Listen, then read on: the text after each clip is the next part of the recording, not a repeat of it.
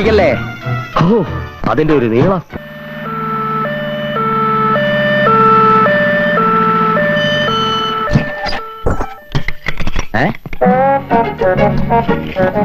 കർത്താവേ, അവൻ തട്ടിപ്പോയെന്നാ തോന്നുന്നു. IPC 302. നീ അകത്തായത് തന്നെ.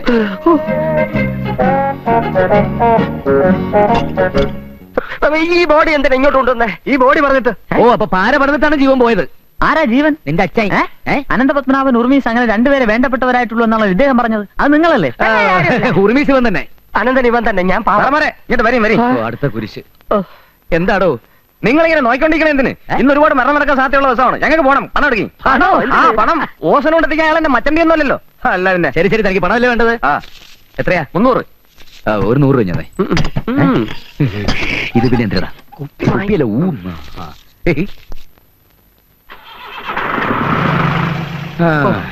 എല്ലാം നമ്മുടെ പടലേക്ക് കെട്ടിവെച്ചിട്ടാണല്ലോ ഈ കാലമാടം ചത്തത്. ഇനിയിപ്പോ എന്ത് ചെയ്യും? ശവം കത്തിക്കാം. ബാക്കി വരുന്നിടത്ത് വെച്ച് കാണാന്നേ.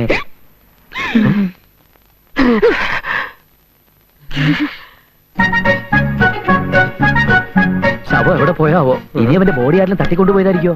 എഴുന്നേറ്റ് സെമിത്തേരിയിലേക്ക് നടന്നു പോയതായിരിക്കും. തമ്മാടിക്കുഴി തൊലിഞ്ഞ കാമഡി പറയാതെ മുഖംമൂടി ഐഡിയ പറഞ്ഞു തന്നെ നീയല്ലേ? കൊലക്കുറ്റവാ. രണ്ടുപേരും ചേർന്ന് സമാധാനം പറയേണ്ടി വരും. ആംബുലൻസ് സെറ്റിൽ ചെയ്ത് അയച്ചോ? പ്രായമല്ല, ഞാൻ ചത്തിട്ടില്ല. ഡിസ്ചാർജ് ചെയ്യുമ്പോഴെങ്കിലും കൂട്ടിക്കൊണ്ട് വരാൻ നിങ്ങൾ വരുമെന്ന് ഞാൻ പ്രതീക്ഷിച്ചു. 3-4 തവണ ആശുപത്രിക്കാരെ കൊണ്ട് ഇങ്ങോട്ട് വിളിപ്പിച്ചു. ഫോൺ ഔട്ട് ഓഫ് ഓർഡർ ആയിരുന്നു. മാത്രമല്ല, ഞങ്ങളുടെ ജീവിതം തന്നെ ഇപ്പൊ ഔട്ട് ഓഫ് ഓർഡറാ. അതെനിക്കും തോന്നി. അതുകൊണ്ട് ഞാൻ തന്നെ ഒരു ആംബുലൻസ് വിളിച്ചിങ്ങ് പോന്നു.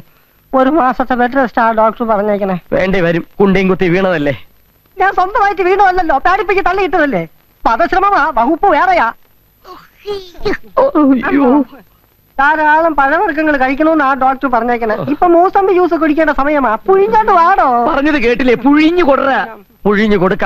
ഇല്ലെങ്കിൽ ഇവൻ നമ്മുടെ ചോര പുഴി. എനിക്കും കൂടി പുഴിഞ്ഞോണ്ട് വാ എന്ന് പറയാനല്ലേ. വേറെ ആളെ നോക്കി കീലേ. എന്താ പറഞ്ഞേ? അയ്യോ, നമുക്ക് പുഴിഞ്ഞു